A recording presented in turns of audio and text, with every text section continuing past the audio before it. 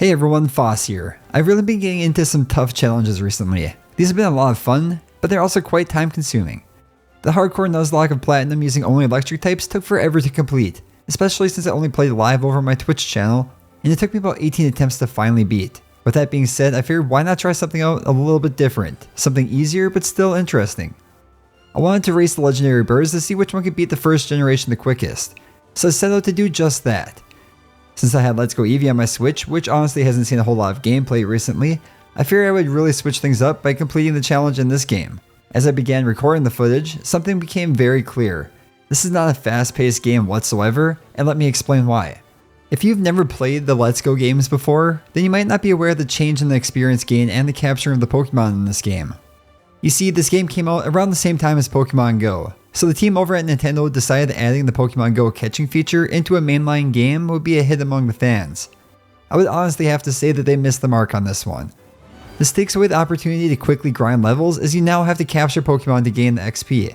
These Pokémon are present in the overworld, but finding rare Pokémon that yield a lot of XP is a monotonous task, and it's honestly not worth it when you're attempting to race through the game like this. With that being said, this video is going to take me a long time to finally complete. So this video is going to focus on showing you how difficult it was to beat Pokemon Let's Go Eevee with only an Articuno. Let's take a look at the rules. I can only use Articuno in battle, but I will obviously have to catch other Pokemon to gain XP. There are some mandatory double battles in this game, but I'll just use whatever Pokemon I have in my party at the time for those battles specifically. There are no items in battle, even held items since these are not available in this game. There are no cheats or exploits, well besides getting the legendary birds at the beginning of the game, but we won't talk about that. And lastly, I must defeat the Elite Four to consider this run complete. If you like this video, please let me know in the comments below. Also consider leaving a thumbs up and subscribing for more videos like this in the near future. Only about 1% of the people who watch my videos are currently subscribed, so even a small amount of support will go a long ways towards helping my channel grow. With all that out of the way, let's get into the actual video. The day starts off like any other, by getting sucked into the game through some sort of Nintendo Switchception. To become more familiar with my surroundings, I head out to experience the world of Pokemon firsthand. I quickly make my way to the first route where I encounter Professor Oak and my partner for the duration of the journey. This little Eevee challenges me to my first ever Pokemon battle, and I quickly show that I'm not to be messed with as I capture with a single Pokeball. I head with the professor back to the lab to finally claim my starter for the run. As I reach out, the ball begins to glow and I cannot believe my eyes. Standing before me was the legendary bird Articuno. Let's take a look at our friend here. First of all, look how terrible this shiny sprite is for Articuno. You can't even tell the difference between its regular version. I named it Bebra after one of my recent Twitch subscribers, and it has a modest nature, so minus attack and plus special attack.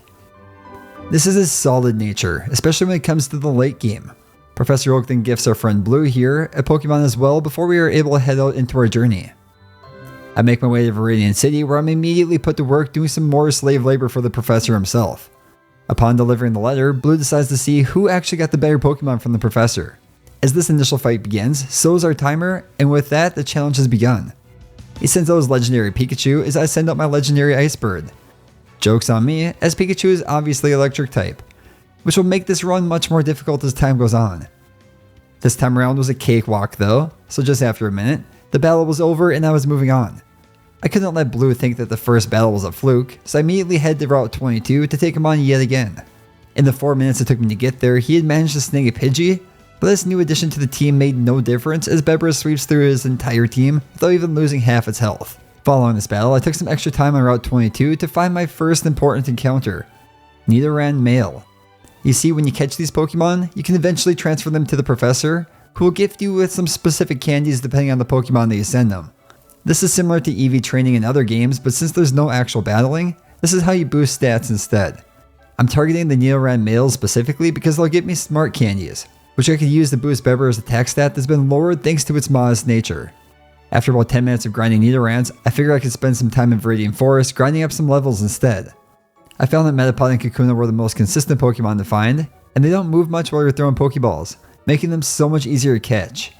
Also, this allows me to create a catch combo since they don't really run away that often. And oddly enough, during this grind, I actually managed to find both a shiny Bellsprout and a shiny Pidgey in a matter of like 45 minutes. That's insane. But with that being said, after about 45 minutes, I had Bebra at level 12 and figured it was now time to take on the first gym of our journey. I'm going to attempt to beat the gyms at the lowest level possible, but there are requirements for entering these gyms, and some of these could result in Bebra being a higher level than what I want her to be, but I'll mention those when the time comes. Brock leads off with Geodude, who goes down quickly to a couple ice shards. Next up was Onyx, who takes an ice shard for only about a third of its health. What happened next is the whole reason why I chose to grind levels on Metapod and Kakuna before taking on this gym. You see, Onyx uses Rock Throw, which is super effective, but it's also a physical move. Metapod and Kakuna reward me with candy that increases Bebra's defense, so after feeding it an unhealthy amount of them, Rock Throw doesn't do much damage at all and makes this gym much more manageable. The second ice shard from Bebra brings Onyx down to yellow health but keeps it out of healing range. So one more ice shard on the next turn takes it out to defeat Brock and earn us the first badge of our region, the Boulder Badge. As I make my way outside the gym, I'm confronted by this gentleman who states that his name is Blue and he's from Pallet Town.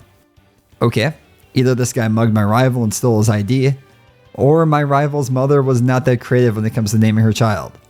But either way, this can make the game a bit more confusing going forward.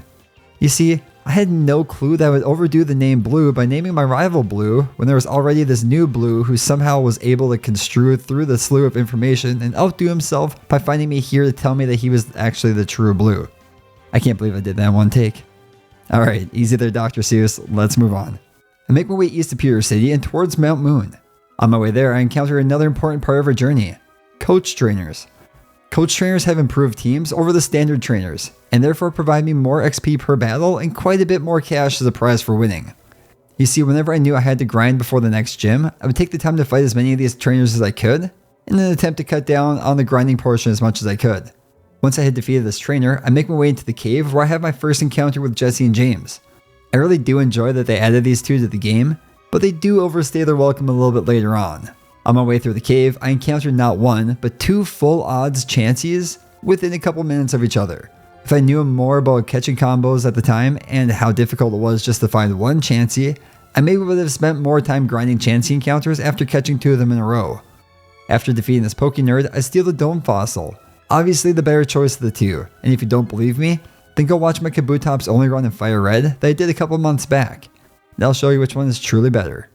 It was now time to take on Jesse and James for the first time. This is one of those battles that I had mentioned earlier that requires a second member to my party, so I chose Chansey to accompany Bebra for this one. I had no choice but to use some moves with Chansey, so I choose to lower the Ekans and the Koffing's defense to allow Bebra to do a little bit more damage. Overall, this battle was a lot more difficult than I had initially anticipated, but Bebra was eventually able to take them out, and with that, we had sent Team Rocket blasting off again. From there, I head straight to the Nugget Bridge to take on my rival yet again. His Pidgey goes down to a single shot, but Pikachu was out next and a bit more annoying. It paralyzes Bebra through the use of Thunder Shock, which prolongs the battle even more. It eventually goes down to a few Ice Shards, and the Oddish that was out next is weak to everything that Bebra has, so 2 goes down to defeat our rival yet again. After healing up our bird friend, I continue north until I arrive at the Seaside Cottage. It is inside this cottage that I have a rather strange encounter with this Nidorino. Somehow, Bill and this Nidorino here ended up in the same teleporter and were combined upon teleportation. I don't know how this accidentally happens considering the size of this Pokemon, but I decided to lend my hand nonetheless, and with doing so, I obtained some tickets to some luxury cruise liner. Now that all that was taken care of, it's time to grind up a bit more before taking on the next gym. And that's where Psyduck comes into play. Transferring Psyduck will reward me with candies that raise my special attack, which could give me the boost needed going into the next battle against Misty. After catching a few of these, I make my way to the gym to take her on. She leads off with Psyduck, who goes down to a couple gusts while dealing minimal damage with Water Gun. Then comes out the real threat, Starmie. This thing knows Scald, which is frustrating to me because it causes burn 30% of the time. After losing this battle a couple times at Starmie, I realized that I have to get to the point where I can take it out with just 3 shots. So I head back to Route 23 to catch some more Psyducks before trying this battle once more, this time at level 18. It was a good sign when Psyduck went down to only 2 gusts before Starmie came out. It gets a Scald off first, which causes a burn on the first hit. With this burn, Bebra easily falls into 3-shot range to Scald. But wait, for some reason Misty decides to use Psywave, leaving Bebra with only 8 HP after the burn damage. She also refuses to heal Starmie back up, therefore allowing Bebra to get off the priority Ice Shard to take it out and win us the battle. Wow. That was pure luck thanks to Misty's poor move choices. But regardless, we've defeated the second gym and earned ourselves the Cascade Badge. As we exit the gym, we encounter yet another incompetent police officer before entering the house that she had been guarding only moments before. I make quick work of the Team Rocket grunt on the other side before making my way south to the underground passage. It's here that I'm confronted by Blue yet again. Since he's my one and only friend, sorry Bebra, I figured I could give him the extra ticket to the SSN so that he could... Dude, what are you doing? Wait, no, just take the ticket. I don't need that. I continue on until I arrive at the luxury cruise liner. I make my way inside, where I'm ambushed by Blue yet again, and it's here that I attempt to regain my dignity. This battle was a little rough considering how much damage Pikachu is able to do now, but I was eventually able to take him out. I climb the stairs into the captain's quarters where I find him crying into a garbage can for some reason. Wonder what's in the trash can that's making him cry like that.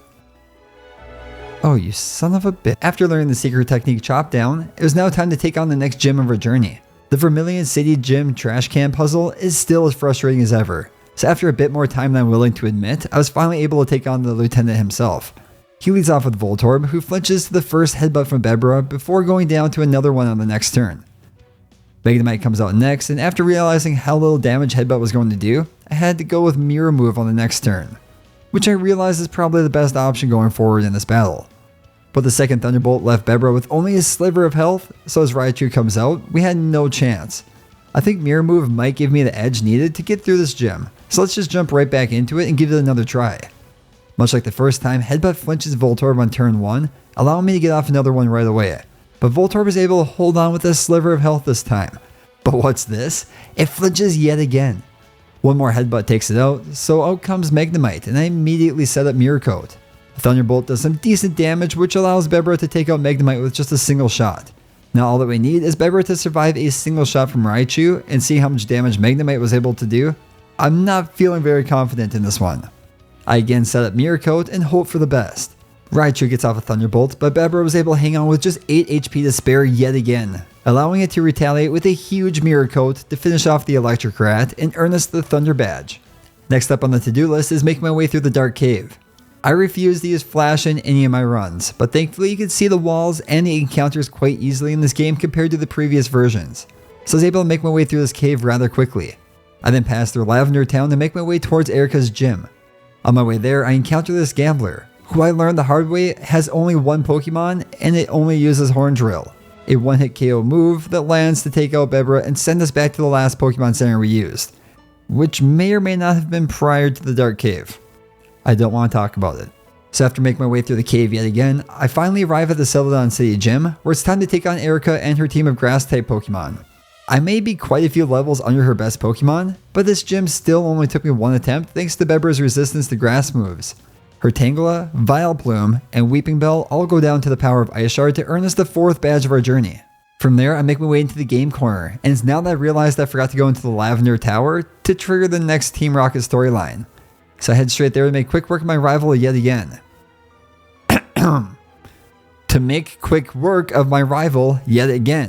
Before I find a Cubone that ends up running off with the members of Team Rocket.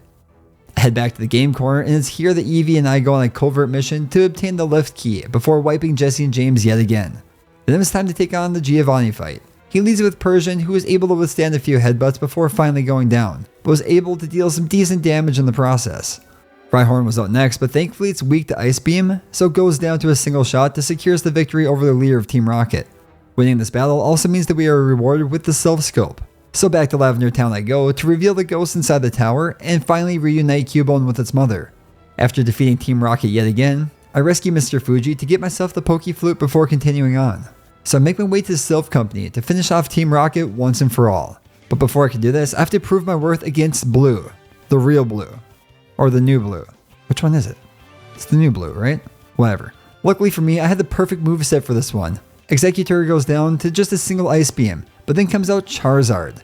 I only had one choice for this one, to hope for a single hit from Heat Wave, which would not kill Bebra, so that we could retaliate with a Mirror Coat for some huge damage.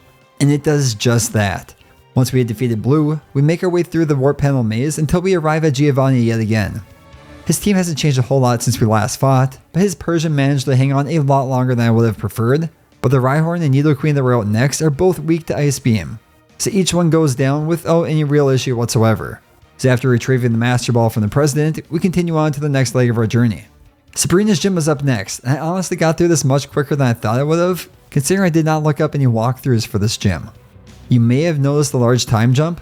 Well, that's because this gym is one of those gyms that has the level cap for entry. I had to go out and spend almost an hour just putting on 6 levels on Articuno to take this one on. But as we get back to Sabrina, she leads off with Mr. Mime, who takes only a small amount of damage from Ice Beam before setting up a light screen. It then misses a Psychic as Bebra uses Fly, which takes it out on the next turn. Out next was Slowbro, and after seeing how little damage Fly was doing, I figured I could take a hit from Surf in order to deal twice as much damage back through the use of Mirror Coat. Slowbro's earlier yawn finally kicks in to put Bebra to sleep. After a couple turns, it finally wakes up and is able to take out Slowbro with just a couple headbutts, so out comes Jinx. It too misses a Psychic as a single Fly is able to take it out. Last though was Alakazam, and the story is much the same, but it's actually able to withstand the first Fly and get off a Psychic on turn 2 to bring Bebra down to low health. Sabrina makes the bold call not to heal it back to full health, so another headbutt was more than enough to take it out and earn us the 5th badge of the region, the Marsh Badge. From there, our journey takes us to Fuchsia City. It's here that Eevee finally learns how to hang 10 before we can head into the gym to take on Koga. I'm not gonna lie, this gym was brutal. His muck was absolutely stonewalling us, and Bebra was constantly poisoned, which would slowly chip away at its health until it was barely able to make it through the second Pokemon of Koga's 4 Pokemon team. I may have to just come back to this one at a later time. Instead, I head to Cinnabar Island to take on the game show, of a gym that is Blaine's gym.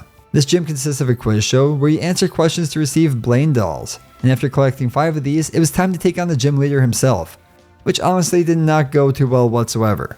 His Arcanine comes out guns a-blazing, and the combination of its and his Rapidash's Fire Blitz was more than enough to easily 2-shot Bebra, so I guess it's time to grind some levels anyways.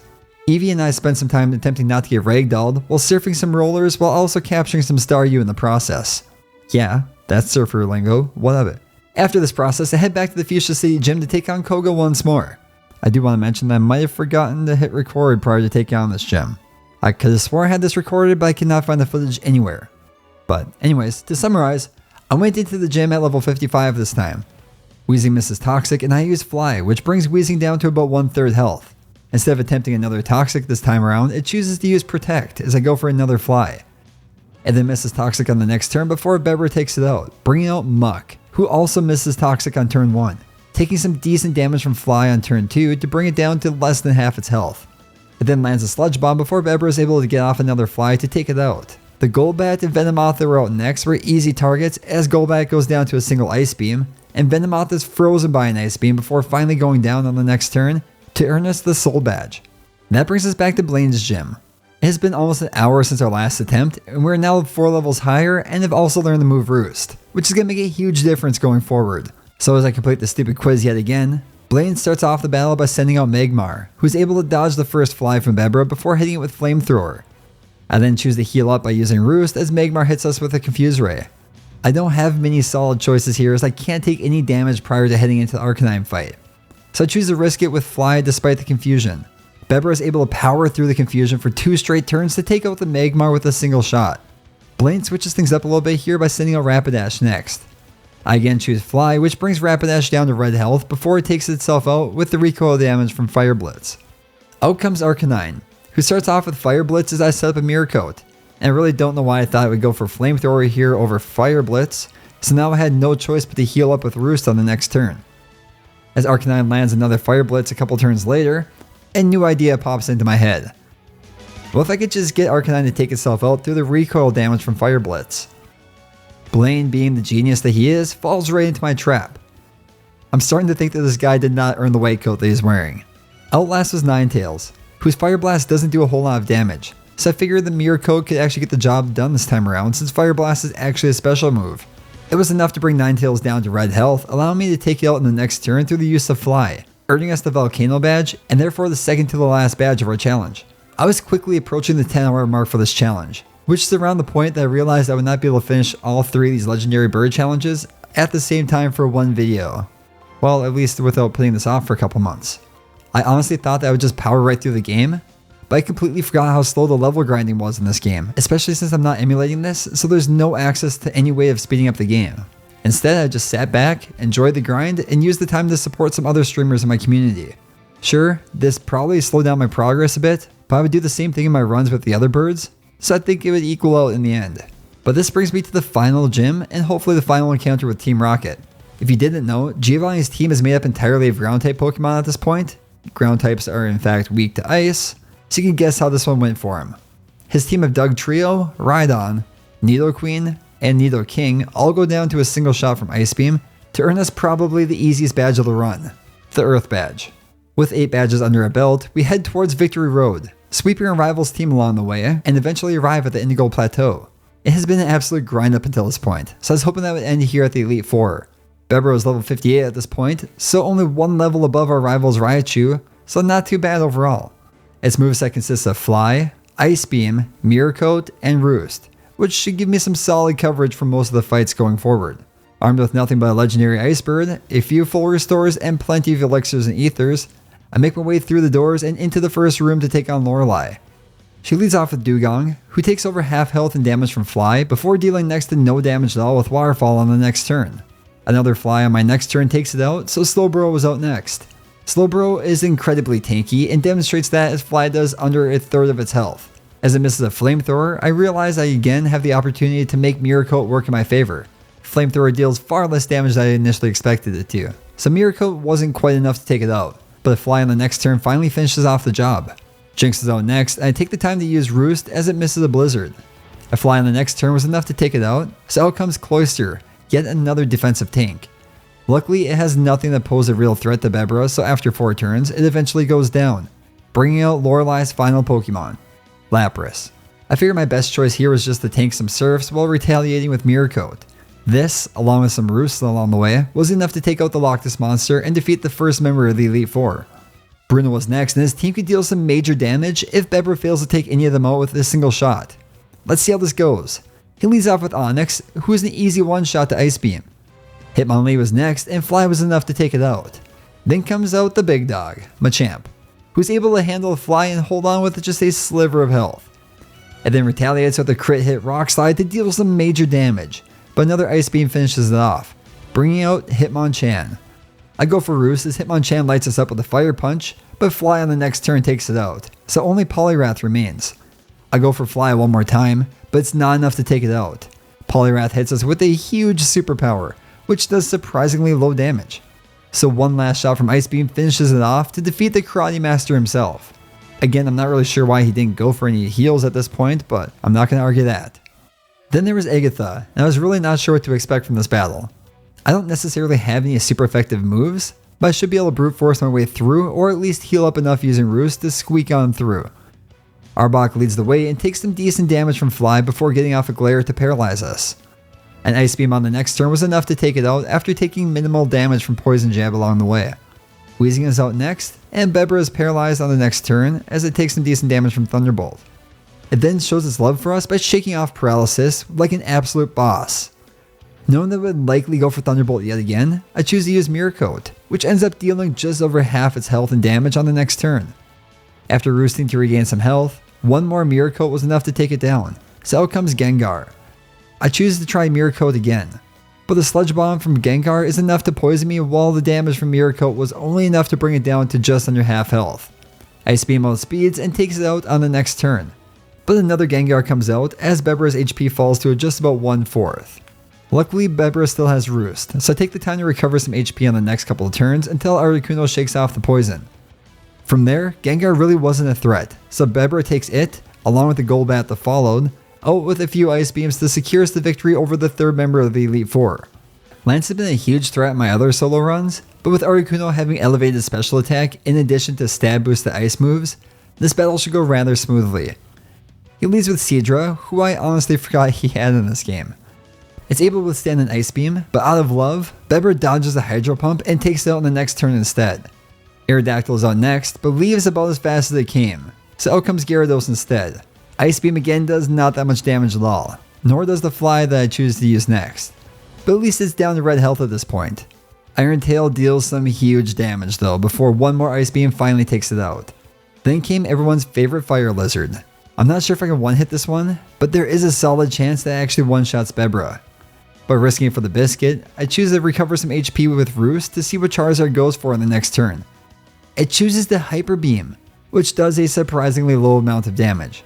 Since it now needs another turn just to recover, I go for another roost to bring Bebra back to full health before finally hitting it with an Ice Beam to bring it down to just under half health. Dragon Pulse then does about as much damage as a fly smashing into a moving car window before our flying lizard friend finally goes down.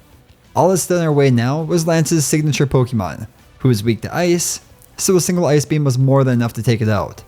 With that, we had defeated all the members of the Elite Four in a single attempt, which only took about 13 minutes to complete. But anyone that has played these games before knows that this is not where the adventure ends. No, there's still one more battle to be had. As we enter the Champion's Chamber, there before us stands Blue. No, not the spiky hair fellow who jumped us outside Brock's gym, our original rival. The one who chose a Pikachu to go against a legendary bird. The last speed bump in our otherwise flawless journey. Yeah, we won't talk about the last few gyms, okay? Let's see if we have what it takes. Blue leads off with Pidgeot, and we get to see the first Mega Evolution of the game. This boost means nothing though, when the Pokemon that you're facing has stab moves that you are quad weak to, so Pidgeot goes down to just a single shot. Rapidash is out next, and this may be one of the largest threats that Blue actually has. It too has Fire Blitz, so Mirror Coat does nothing on turn 1. But I figure I could just use the same strategy I used against Blaine. I choose to use Roost to bring Bebra back to full health as Rapidash slowly whittles away at its own health. Once within easy one-shot range, I choose to use Fly to actually take it out. So out comes the second largest threat on the team in the form of Raichu. Expecting it to use Thunder, I go for Mirror Coat, which works out just as planned, taking out the electric rodent with just a single shot. Marowak is an easy one-shot with Ice Beam, as well as the Vileplume that was out next. That leaves Blue with only one final Pokemon, Slowbro. This is nothing more than a nuisance at this point, especially since Blue has all of his full restores in his inventory at this point. It should really come as no surprise to me that he chooses to use all 3 of them during this battle. This is painfully slow, but after a couple minutes of him and I going back and forth fighting who could have the most health, Bebra is finally able to take him out. As it goes down, Blue can't believe his eyes. He had only been champion for a matter of minutes. After wiping his team without any real concerns literally 15 minutes before taking on the Elite Four, I really don't know what he was expecting to happen. At level 60, Bebra is registered as the sole member of the Hall of Fame, and with that, the run ends with the time of 10 hours, 27 minutes, and 38 seconds. Sure, this is not the ideal run, and I could definitely complete this faster with a couple more attempts. After 10.5 hours with a single Pokemon, I'm going to have to come back to the other legendary birds at a later time. It would take me months at this rate to complete all 3 runs and make the video summary, but definitely subscribe to the channel as I will be releasing that video at a later time. But that's going to do for today's video. If you like this video, please let me know in the comments below. Also remember to leave a thumbs up and subscribe for more videos like this in the near future. Again, only about 1% of those who watch my videos are actually subscribed, so a little bit of help goes a long ways for this channel. If you want to watch me take on some of these challenges live, come join me over on Twitch, link in the description below. I'm currently taking on the hardcore Nuzlocke of Heart Gold using only gift Pokemon, and oh man, that is an intense run, so come check it out. I'm also constantly opening up Pokemon and other trading card packs, as well as giving some of these cards away on stream, so make sure to stop in for your chance to win a card as well.